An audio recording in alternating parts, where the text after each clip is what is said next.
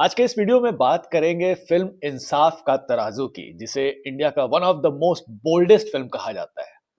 क्यों? क्योंकि इसमें कई ऐसे रेप सीन्स थे जो उस जमाने में जिस वक्त ये मूवी रिलीज हुई थी, उस समय के हिसाब से काफी ऑब्सीन, वल्गर और लीक से हट करके इसे कहा जा रहा था। इस फिल्म पे इन सीन्स की वजह से बैन लगाने की बात भी हो रही थी। आइए समझते हैं कि पूरा मामला क्या था। इंसाफ का तराजू को बनाया था, डायरेक्ट किया था बी आर चोपड़ा ने। B R Chopra social issues पे फिल्म बनाने के लिए जाने जाते हैं। नया दौर हो गई, गुमनाम, गुमराह, निकाह, इस तरह की फिल्में जो निकाह ट्रिपल तलाक पे थी, ऐसी फिल्में वो अक्सर बनाया करते थे। तो सवाल है कि आखिर रेप जैसे सब्जेक्ट पे फिल्म बनाना बी आर चोपड़ा ने क्यों डिसाइड किया था कि वो इस फिल्म को क्यों बनाएंगे। हुआ ये था कि अर्ली 70s में एक रेप केस नेशनल हेडलाइन बना हुआ था। महाराष्ट्र के गढ़चिरौली रीजन में कुछ दो कांस्टेबल ने, पुलिस कांस्टेबल ने एक आदिवासी लड़की का रेप कर दिया था।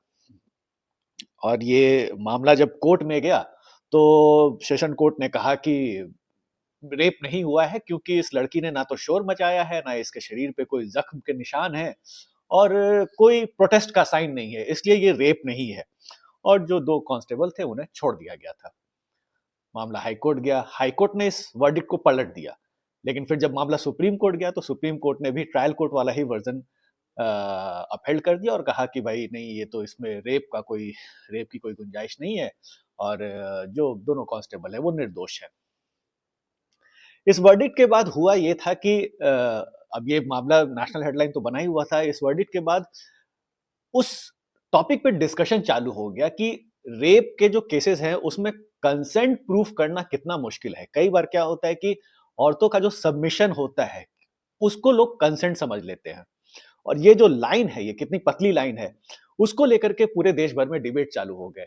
कुछ विमेन राइट एक्टिविस्ट ने सुप्रीम कोर्ट को के जज जिन्होंने ये फैसला सुनाया था उनको लेटर भी लिखा था कि आपको इसको रिकंसिडर करना चाहिए और जो कंसेंट है उसका प्रॉपर डेफिनेशन होना चाहिए। बहुत सारी इस तरह की बातें हो रही थी।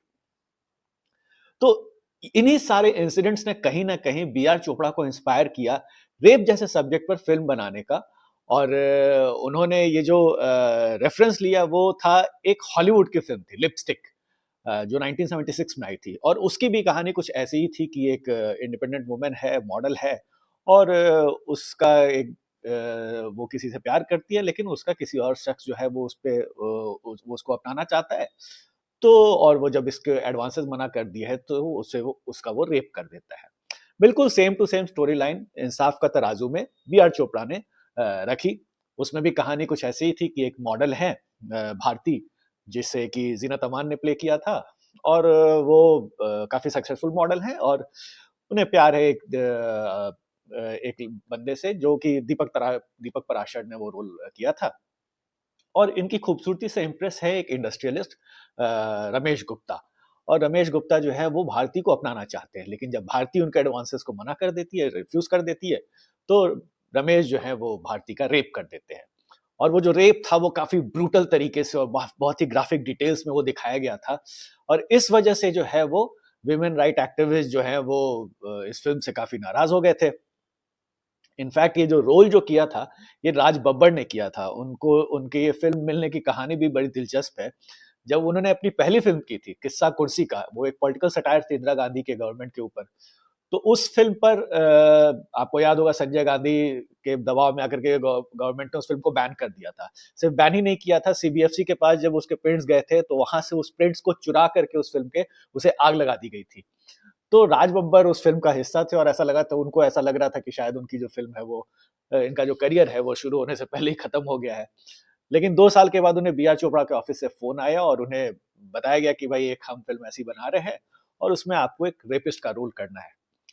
अब राज बब्बर जो थे वो निजी जिंदगी में, अपने प्राइवेट लाइफ में लड़कियों से बात करने में भी उन्हें बहुत ज्यादा कॉन्फिडेंस नहीं था। सर उठा के नजरें मिला के वो बात नहीं कर पाते थे। और ऐसे शख्स को अगर रेप रेपिस्ट बनने का रोल दिया जाए तो उनके तो हाथ पैर ही कांप जाएंगे। तो राज बब्बर के साथ भी कुछ ऐसा ही हुआ। लेकिन उन्होंने अपने आप को मजबूत किया, कहा कि भाई चलो कर लेंगे। और सबसे बड़ा चैलेंज ये था कि उनके सामने उस समय की one of the top stars थी जीनत अमान, क्योंकि वो काफ़ी फ़ेमस थी उस वक़्त, उन्होंने कई सारी सुपरहिट फ़िल्म की थी, one of the top heroines of Bollywood उस वक़्त थी। लेकिन ज़ीनत अमान ने भी सिंस वो film B R Chopra direct कर रहे थे, तो उन्होंने भी 2 न्यूकमर्स के साथ काम करने में उन्होंने कोई झिझक नहीं दिखाया। जो दूसरे हीरो थे दीपक पराशर, उनकी भी ये पहली फ़िल्म थी, राज बब्बर की भी ये पहली फ़िल्म थी। तो ज़ीनत अमान ने इन दोनों न्यूकमर्स के साथ काम करने के लिए हामी भर दी थी, उन्हें कोई प्रॉब्लम नहीं था। क्योंकि बी आर चोपड़ा का रुतबा ही कुछ ऐसा था, उन्हें यकीन था कि बी आर चोपड़ा जो फ़िल्म बनाएँगे, वो अच्छी फ़िल्म बनाएँगे। लेकिन जब फ़िल्म बनी और फ़िल्म में जब वो सीन्स जो पिक्चराइज़ किए गए, जो रेप के जो सीन्स थे, ज़ीनत अमान का जो राज बब्बर करते हैं, वो काफ़ी ब्रूटल था। और वो देख कर के ऑडियंस भी दंग रह गई थी। और इसीलिए इस फ़िल्म को जो है वो बहुत ही ज़्यादा बोल्डेस्ट फ़िल्म उस समय कहा जाता था कि ये ऐसी फ़िल्म इंडिया में ऐसी पहले कभी फ़िल्म नहीं बनी थी।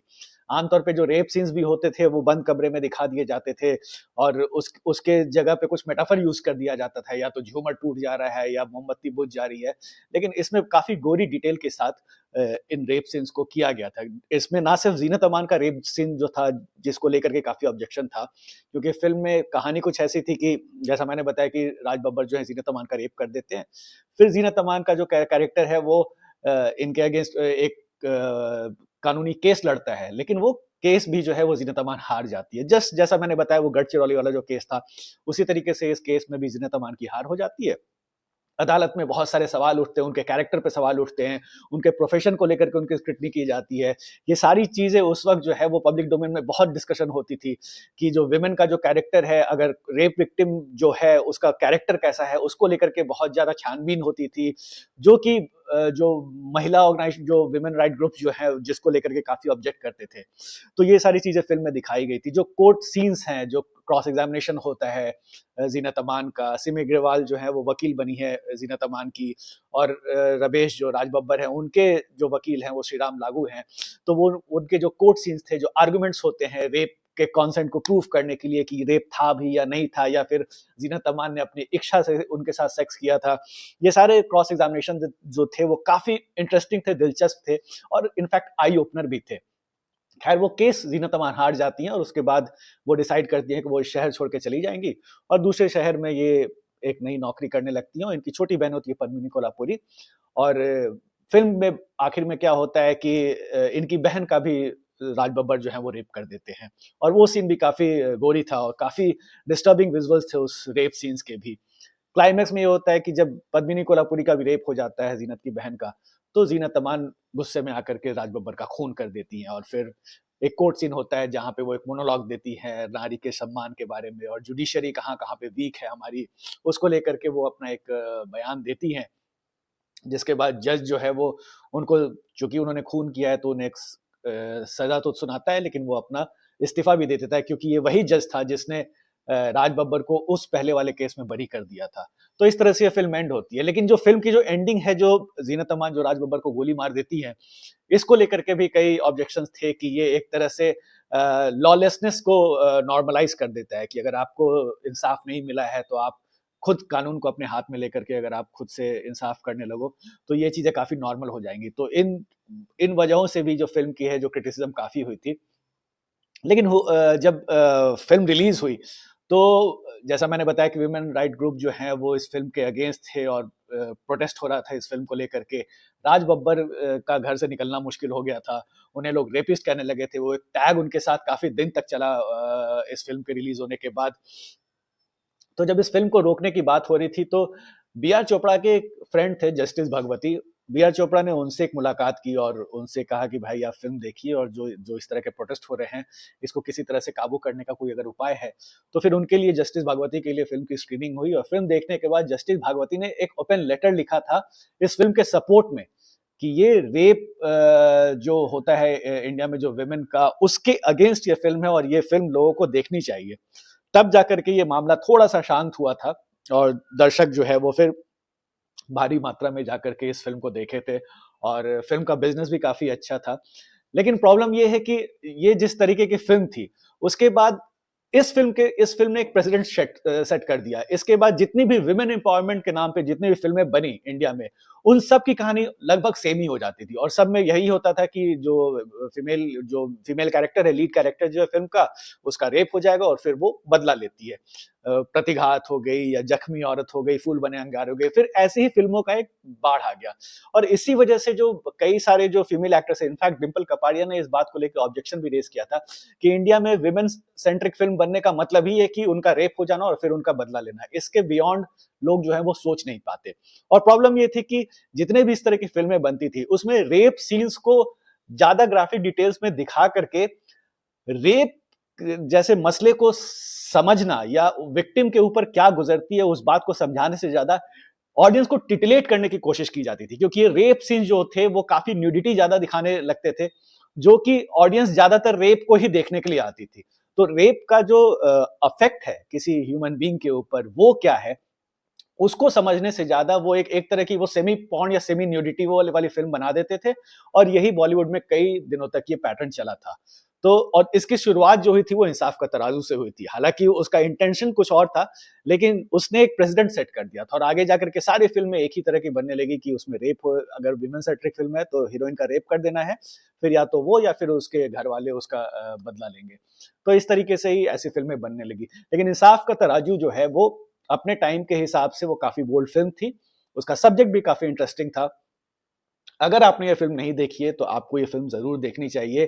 टॉप नॉच परफॉर्मेंस है इस फिल्म में। राज बब्बर का रेपिस्ट का रोल किया है और पहली फिल्म थी उनकी, और लोगों ने उनको उनको उस जो दहशत जो जो दहशत उन्होंने फैलाया है जीनत अमान के ऊपर, वो आप जरूर देखें। एक्टिंग के लिहाज से राज बब्बर की one of the finest performance थी। और फिल्म जो है वो जैसा मैंने कहा कि कई इश्यूज को हाईलाइट करती है। कंसेंट का जो पूरा जो मामला होता है रेप के केसेस में, जो जो पूरा जो लीगल डिस्प्यूट जो होता है उसमें कंसेंट कैसे प्रूव किया जाता है, ये सब चीजें, अगर ये सारे प्रॉब्लम्स अगर आपको समझने हैं तो आप इंसाफ का तराजू जो है वो जरूर देखिए।